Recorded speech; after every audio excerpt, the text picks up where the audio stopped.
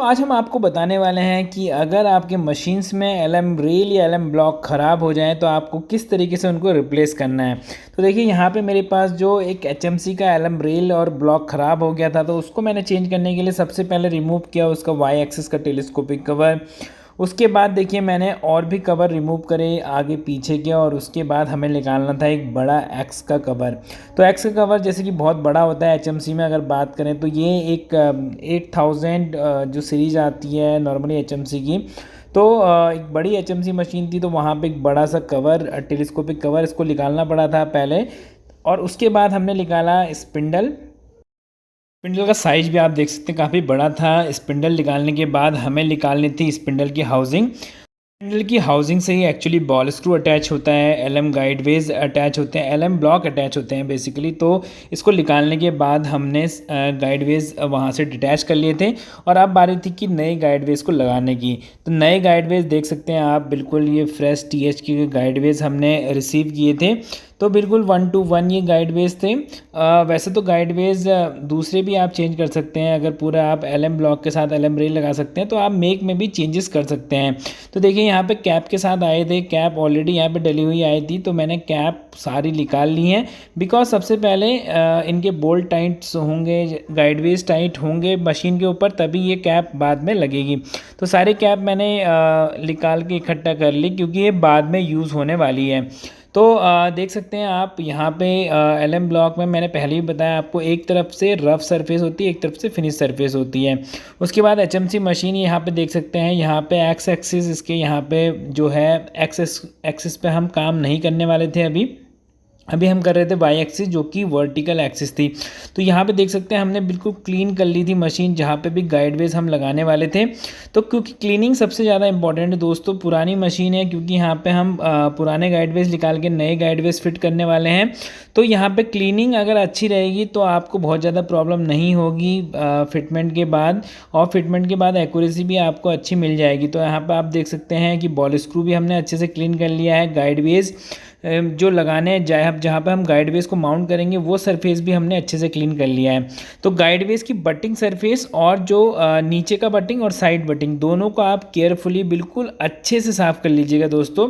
Because यही हमारा, अगर अच्छे से बट हो जाएगी हमारी गाइडवेज इस सरफेस के साथ, तो ऑटोमेटिकली जो पैलिज्म है वो गाइडवेज का आ जाएगा।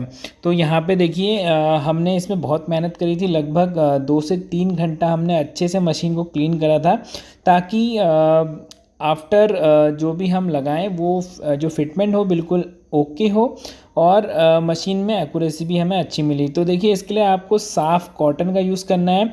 देखिए हमने एलएम गाइडवेज रख दी है। एलएम गाइडवेज रखते वक्त ये ध्यान रखिएगा कि जो बटिंग सरफेस हो वो चमकता हुआ सरफेस, जो ग्राइंडेड सरफेस होता है, आप देख सकते हैं एक तरफ ग्राइंडिंग सरफेस रहता है बिल्कुल, ये देखिए, तो ये हमारी बटिंग साइड आना चाहिए। तो बटिंग मैंने देखी थी कि इसी साइड हमारी होने वाली है, जो इसके ऊपर हाउसिंग लगाएंगे।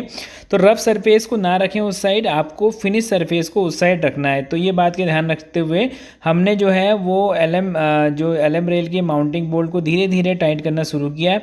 नॉर्मली आपको ये हैंड टाइट पहले कर लेने हैं। हैंड टाइट करके होल को एग्जैक्टली सेंटर पे मैच करिएगा, ताकि आपका बोल्ट किसी एक साइड में फॉल ना करे। तो अगर बोल्ट आसानी से चला जा रहा है तो इसका मतलब ये ओके है। उसके बाद ये भी ध्यान रखिएगा कि जो, बिकॉज़ ये वर्टिकल स्लाइड थी, तो कई बार ऐसा होता है कि जो ब्लॉक है, एलएम ब्लॉक है, वो गाइडवेज से निकल जाता है। तो हमें ये ध्यान रखना था, इसीलिए मैंने एक बोल्ट को थोड़ा बाहर रख के गाइडवेज को पहले ही वहाँ पे रोक लिया, जो एलएम ब्लॉक थे उनको रोक लिया था, ताकि ये नीचे आके निकले ना। अगर नीचे आके निकल गए दोस्तों तो सारी मेहनत पे पानी फिर जाएगा, क्योंकि इनको दोबारा डालने से ये डैमेज भी हो सकते हैं। तो आपको ध्यान रखना है वर्टिकल में जब भी आप काम कर रहे हो, तो ये ध्यान रखना है कि एलएम ब्लॉक रेल से ना निकलें। तो यहाँ पे देख सकते हैं सबसे पहले हमें हल्का हल्का बोल्ट को टाइट कर लेना है। मतलब ये टाइट इसमें बहुत ताकत से नहीं करना, हल्का आपको बट कर लेना है केवल सरफेस, ताकि ये जो एलएम गाइड है वो जस्ट आपका सरफेस से टच हो जाए। तो आपको उतना ही टाइट करना है, यहाँ पे आपको फुल टाइट नहीं करना है, बिकॉज अभी हमें साइड बटिंग भी इसकी करानी है। तो इसके लिए मैंने बीच बीच में, आप अगर आपके पास सपोज़ 20 वोल्ट यहाँ पे टाइट हो रहे हैं, तो हमने लगभग 10 वोल्ट को पहले इस तरीके से आप देख सकते हैं हल्का बिल्कुल बिल्कुल स्लाइट हैंड से उसको बिल्कुल ही टाइट कर लेना है, ठीक है, बिल्कुल लाइट वहाँ पे टॉर्क लगाना है। तो ऐसा करते करते आप करीब half of the bolt tight कर लीजिए, या सारे भी इस तरीके से आप उसको बटिंग करा सकते हैं। उसके बाद देखिए दोनों साइड, दूसरी साइड का भी हमने सेम लगाया है, दूसरी साइड भी हमने बिल्कुल हल्का हल्का एलन की मदद से हम जस्ट उसको बट करा रहे हैं। तो इससे ये होगा दोस्तों, अभी हमें साइड बटिंग जब करेंगे हम, तो ये जितना भी इसको मूव होना होगा वो मूवमेंट उसमें आ जाएगा। बिकॉज अगर आपने यहाँ पे फुल टाइट इसको कर दिया तो जो बटिंग है, सपोज क्योंकि आपने जस्ट एक अभी एलएम गाइड को रखा हुआ है, तो बटिंग ये जो प्लेट्स हैं जो मैं साइड से लगा रहा हूँ, तो ये उसको फिर पुश नहीं कर पाएगी। तो इसी के लिए हम पहले जो बोल्ट होते हैं वो इतने ही टाइट रखते हैं, इतने ही बिल्कुल हैंड टाइट मतलब हैंड बटिंग करते हैं खाली कि जब हम साइड प्लेट, ये जो साइड प्लेट आप देख रहे हैं, जब हम इसको टाइट करेंगे तो जो ये एलएम रेल को पुश करेगी और पुश करके बट करा सके। अगर आपने सामने वाले बोल्ट जो गाइडवेज माउंटिंग बोल्ट हैं अगर बहुत ज़्यादा टाइट कर दिए तो आपको पैरेललिज्म एरर मिल सकता है, बिकॉज वहाँ पे बटिंग में आपको दिक्कत आ सकती है। तो मैंने देखिए अब क्या करा है कि साइड प्लेट के आप सारे बोल्ट भी टाइट कर सकते हैं, आप ऊपर नीचे मतलब एक तरीके से क्रॉस मैनर में जैसे हम बोल्ट टाइट करते हैं उस तरीके से करिएगा कि कुछ कुछ बोल्ट ऊपर के, कुछ बोल्ट बीच के, कुछ बोल्ट नीचे के पहले टाइट कर लीजिएगा, फिर सारे बोल्ट को आप टाइट कर सकते हैं साइड वाले, ताकि जो प्रॉपर बटिंग है वो मिल जाए, गाइडवेज को प्रॉपर बटिंग मिल जाएगी। उसके बाद आप फ्रंट वाले बोल्ट सारे टाइट कर सकते हैं। तो फ्रंट वाले बोल्ट आपको ये ध्यान रखना है, सबसे पहले आप फ्रंट वाले बोल्ट को हल्का सा टाइट करेंगे, मतलब कि हैंड बट भी कर सकते हैं बोल्ट को, ताकि बॉटम सरफेस गाइडवेज की टच हो जाए नीचे की प्लेन सरफेस पे। उसके बाद आपको साइड बटिंग, साइड जो बटिंग या पुशिंग जो भी ब्लॉक हम बोल रहे हैं, साइड पुशिंग से पुश करना है इसको, और फिनिश सरफेस पे इस एलएम रेल को साइड से बटिंग करानी है। साइड से बटिंग हो जाएगी, वो जो आप देख रहे हैं पूरा जो हमारा मशीन का ब्लॉक है वहाँ पे फिट हो जाएगी। उसके बाद आप सामने वाले बोल्ट को फुल टॉर्क दे सकते हैं। तो सामने वाले बोल्ट को फुल टॉर्क देके आप चेक कर सकते हैं पैरेललिज्म आ रहा है या नहीं आ रहा है। बिकॉज मेरे पास यहाँ पे जो डायल स्टैंड है वो उतना लंबा नहीं था, तो मैं यहाँ पे चेक नहीं कर पा रहा हूँ।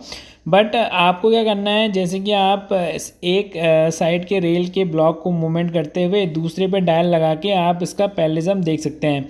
उसके बाद वैसे तो नॉर्मली प्रॉब्लम नहीं होगी अगर आपने बटिंग सरफेस को अच्छे से क्लीन करके यहाँ पे बट किया हुआ है।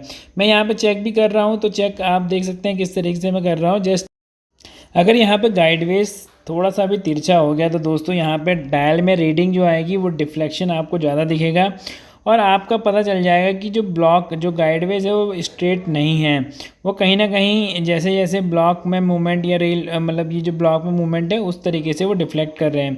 उसी तरीके से अगर ये अनइवन हाइट में होंगे तो ये वेरिएशन भी आएगा, आपका हाइट वाइज आपको वेरिएशन देखने को मिलेगा। तो वो भी यहाँ पे नहीं था, तो इसका मतलब हम मान सकते थे जो हमने माउंटिंग करी है वो सही थी। तो बाकी इसको और एक्यूरेट मेज़र करने का तरीका यही है कि आप एक एलएम ब्लॉक के ऊपर एक साइड के एलएम ब्लॉक के ऊपर यहाँ पर डायल स्टैंड को रखिए, और दूसरे जो डायल का पॉइंट है उसको आप दूसरे एलएम गाइड के ऊपर रखिएगा और मूवमेंट करके देख सकते हैं। बाकी यहाँ पे हाउसिंग हमने अच्छे से क्लीन कर लिया उसके बाद, क्योंकि हमें पता चल गया कि अब जो गाइड का जो गाइड की माउंटिंग है वो ओके है। तो यहाँ पे अभी ये देखिए बटिंग सरफेस है जो कि हमारे जो फिनिश सरफेस है ना एलएम ब्लॉक के, वहाँ पे जाके टच करती है। तो ये आपको इंश्योर करना है कि ये क्लीन रहे, तभी आपका जो ये फिक्सचर है ना पूरा, ये जो हाउसिंग है पूरी वो सीधी रहेगी। अगर आपने यहाँ पे कुछ गंदगी आ गई या यहाँ पे कुछ चिप्स या बर आने की वजह से वो बटिंग सही से नहीं हो पाएगी एलएम रेल के साथ, एलएम ब्लॉक के साथ, और आपका जो हाउसिंग होगा वो बिल्कुल एलएम रेल के साथ स्ट्रेट नहीं हो पाएगा। तो आपको क्लीननेस का यहाँ पे ध्यान रखना है। और अगर यहाँ पे अगर आपकी हाउसिंग थोड़ा तिरछी हो गई तो आपको बॉल स्क्रू असेंबली में भी प्रॉब्लम होगी। तो अभी हमने क्लीन करने के बाद देखिए जब माउंटिंग कर रहे हैं, हम माउंटिंग करते वक्त यहाँ पे हम जो मैचिंग कर रहे हैं, क्योंकि यहाँ पे देखिए दोस्तों नॉर्मली क्या होता है ना, एक स्पेसर लगता है आपने देखा होगा जो एलएम ब्लॉक होते हैं उनके ऊपर स्पेसर लगा रहता है। स्पेसर हम इसलिए यूज़ करते हैं बिकॉज आपको पता ही होगा कि अगर कुछ भी प्लस माइनस हुआ, अगर प्लस माइनस कुछ करेक्शन देना हुआ, अगर हमारा जब ज्योमेट्रिकल एक्यूरेसी टेस्टिंग करते हैं उस समय पे अगर पैरेललिज्म सही नहीं आया, स्क्वायरनेस सही नहीं आया, तो वहाँ पे कुछ करेक्शन अगर हमें देना पड़े तो हम स्पेसर में दे सकते हैं। बिकॉज अगर स्पेसर नहीं होंगे तो हम कहाँ पे देंगे, हम हाउसिंग में करेक्शन नहीं दे सकते, बार बार एलएम ब्लॉक के ऊपर नहीं दे सकते, तो इसलिए स्पेसर का यूज़ किया जाता है। तो स्पेसर सबसे पहले आप थिकनेस नाप लीजिए। मैंने थिकनेस ली थी सारे स्पेसर्स की, तो लगभग मुझे इक्वल मिली थी। वहाँ पे 1-2 माइक्रोन का डिफरेंस हमें देखने को मिला था, तो हमने इसलिए स्पेसर अभी सारे एक जैसे थे तो कहीं पे भी कोई सा भी यूज़ कर लिया। और उसके बाद यहाँ पे जब हम इसका पैरेललिज्म और स्क्वायरनेस ये सब चीज़ें चेक करेंगे तब हम फर्दर यहाँ पे स्पेसर्स में करेक्शन कर सकते हैं। तो यहाँ पे देखिए माउंट करने के बाद हमने यहाँ पे प्रॉपरली माउंट कर दिया है। माउंट करने के टाइम पे आप ये ध्यान रखिएगा कि जो बोल्ट है वो क्रॉस में आप लगाइएगा और सारे जो होल हैं वो भी सेंटर में मैच करें, वो ट्राई करिएगा। उसके बाद देखिए यहाँ पे सारे बोल्ट लगाने के बाद यहाँ पे देख सकते हैं ये जो बोल्ट हैं अभी मैंने जस्ट बिल्कुल लूज़, एक तरीके से लूज़ टाइट किए हुए हैं, मतलब कि लाइटली उसको जस्ट बट किया हुआ है, ताकि हम अभी साइड बटिंग जो करेंगे वो देखिए किस तरीके से करेंगे। साइड बटिंग करनी है हमें ग्रब स्क्रू की मदद से। ये साइड में देख रहे हैं आप ग्रब स्क्रू, तो जैसे ही हम देखिए ग्रब स्क्रू को टाइट करेंगे ना, ग्रब स्क्रू टाइट करते ही आपको यहाँ पे मूवमेंट दिखाई देगा एक, अभी देखना एक मूवमेंट दिखाई देगा, अभी देखिएगा देखिएगा अभी ध्यान से देखिएगा, यहाँ पे आपको एक जब टाइट करेंगे ना, देखिए अब ये देखिए ये यहाँ पे एक मूवमेंट दिखाई दिया। अब देखिए ये जब टाइट हो रहा है तो टाइट होने पे ये जो हमारा हाउसिंग है वो बिल्कुल बट हो गया है। टाइट करने पे ये हाउसिंग बिल्कुल बट हो गया है और बट होने के बाद ये बिल्कुल स्ट्रेट हो जाता है इस तरीके से ग्रब स्क्रू को टाइट करने के बाद। तो ग्रब स्क्रू जब तक टाइट नहीं हुए हैं आपको एलएम ब्लॉक के बोल्ट्स जो टॉप बोल्टिंग है, माउंटिंग वाले बोल्ट हैं, तो वो आपको अभी टाइट नहीं करने हैं, ठीक है। तो उनको जस्ट एक हैंड बट करना है ताकि आपके साइड से जब ग्रब स्क्रू टाइट हो तो वो आपको पूरा पुल कर सके उसको स्ट्रेट करने के लिए, जो हमारा हाउसिंग है उसको स्ट्रेट करने के लिए। तो उसके बाद आप जैसे ही ये साइड के ग्रब स्क्रू टाइट कर लेंगे, उसके बाद ऊपर के टॉप जो माउंटिंग बोल्ट हैं हाउसिंग के एलएम ब्लॉक के साथ, उनको आप फुल टाइट कर लीजिएगा, ठीक है दोस्तों।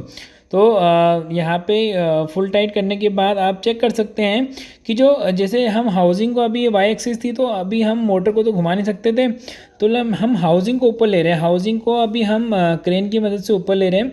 तो आप देख सकते हैं जैसे जैसे ये ऊपर आ रही है बिल्कुल बॉल स्क्रू फ्री है।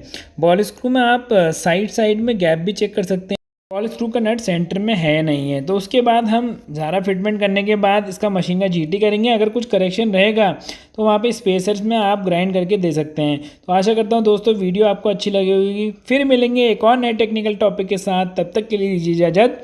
नमस्कार, जय हिंद, जय भारत। अगर चैनल आपको अच्छा लगता हो तो आप ज़्यादा से ज़्यादा लोगों को शेयर करें ताकि हम ज़्यादा से ज़्यादा लोगों तक पहुँच पाएँ।